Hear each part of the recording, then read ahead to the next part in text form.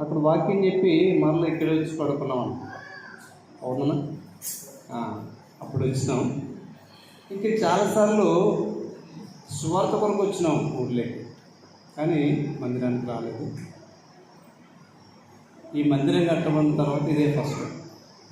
మందిరంలోకి వచ్చి కూర్చొని పోయినాము. సువార్తకు వచ్చినప్పుడు పగలపూడి కూర్చొని పోయినాము. సేవకు రాలేదు. ఇంకా సేవకంటూ ఇదే ఫస్ట్. కాబట్టి ఏది ఏమైనా మొదటిసారిగా ఈ మందిరంలో మీతో దేవుని వాక్యం మాట్లాడడానికి దేవుడు నాకు కృప చూపుతున్నాడు. అందుని బట్టి స్తుతిస్తున్నాను.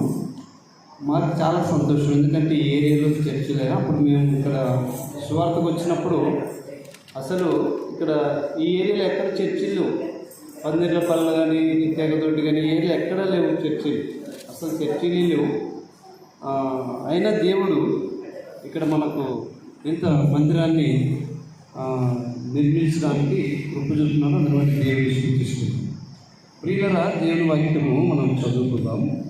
యెషయా గ్రంథము, పరిశుద్ధ బైబిల్ గ్రంథంలో నుండి యెషయా గ్రంథం 56వ అధ్యాయం 7వ వచనాన్ని చదువుతాం. 56వ అధ్యాయం 7వ వచనం. నా ప్రార్థన మందిరములో వారిని ఆనందింపజేసేదను.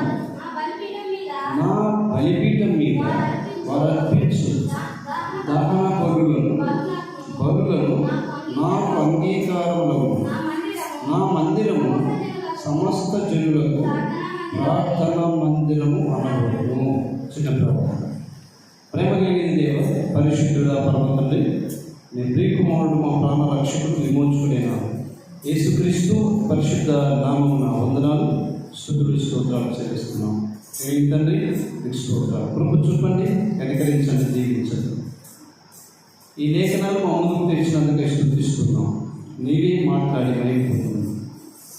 వింటున్న వారికి అర్థమయ్యే రీతికి మాట్లాడడానికి నన్ను బలపరచమని, మాకు అర్థమయ్యే రీతికి మీరే మాట్లాడి మహిమపొందును. యేసుక్రీస్తు ఉన్నతమైన నామమున అడిగి ప్రార్థించి వేడుకొనుచున్నాము తండ్రి. ప్రియులారా,